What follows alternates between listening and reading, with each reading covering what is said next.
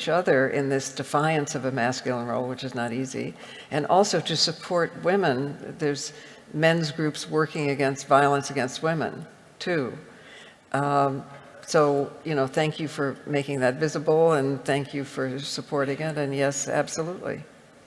I think it's why I wanted to start with the UN, was to start He for She, was to create a conversation that felt inclusive. I think feminism becoming synonymous with man-hating is really damaging and really it's just incorrect.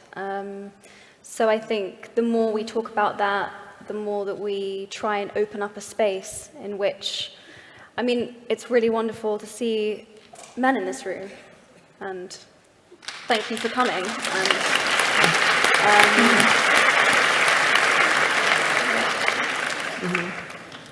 And actually, we have endless research about how if you eliminate from the statistics as to why men die, the things most associated with the masculine role of violence and speeding and tension related to, you live 4 or 5 years longer.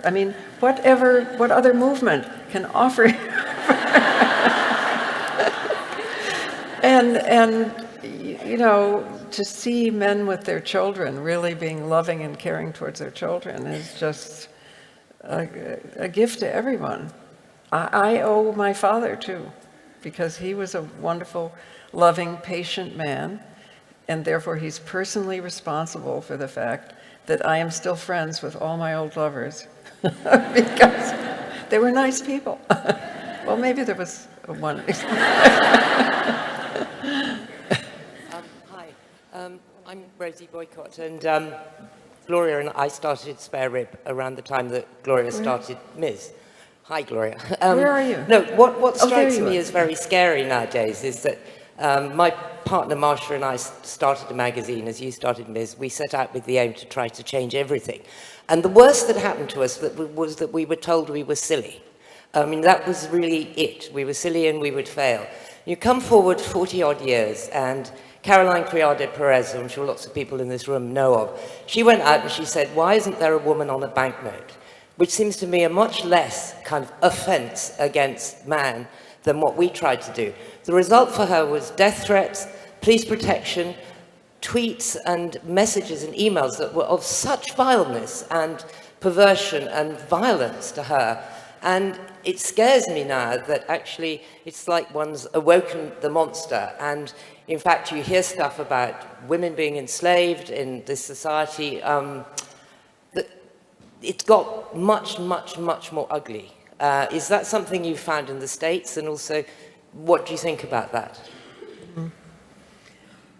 Well, it's true that there seem to be stages of resistance. When the first woman who does something gets resistance, but she's there, and then it's okay until it gets to be about a third, and then, it's like they're saying, there goes the neighborhood or something, that they're worried that we're going to be 50-50, and there's a new stage of resistance. And now that there is the web where people can be hateful without names and without penalty, this is reflected. So it's not that the danger isn't real, it is, but it is a part of progress. It just is, and we have to look after each other and be aware and reach out to people, men who can help and point it out and know that it's wrong. But we can't stop. We can't let it frighten us into stopping. We're just trying to find remedies, find ways of dealing with legal threats on the web. That is a whole new area of the law, for instance, and stalking on the web and so on. And we need to tell each other and protect each other, but we're not going to stop.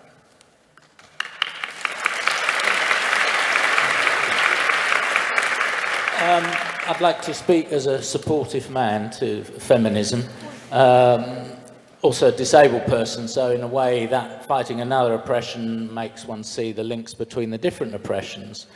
And I think that the real answer to feminism is that all men should become feminists.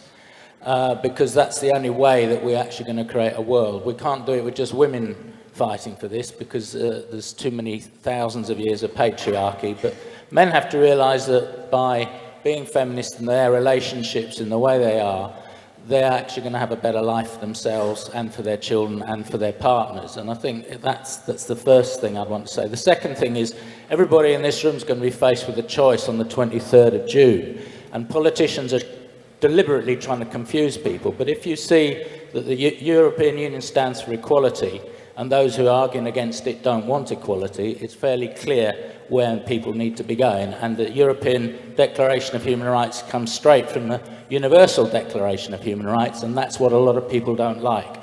And if we don't maintain that bastion, would you agree that we are on a downhill slope in this country against equality?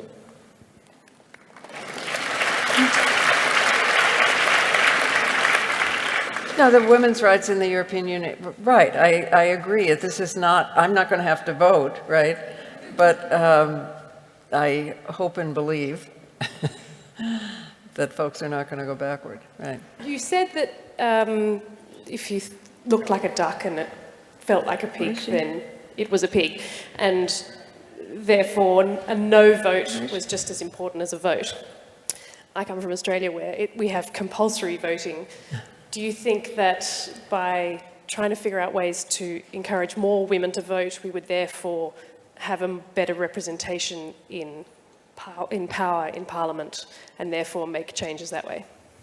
Yes, in every country that I'm aware of, from India to my country to here, there is a gender gap toward candidates, men too, and women, who represent the majority issues of women and represent equality. And we need to create that gender gap and make it vocal.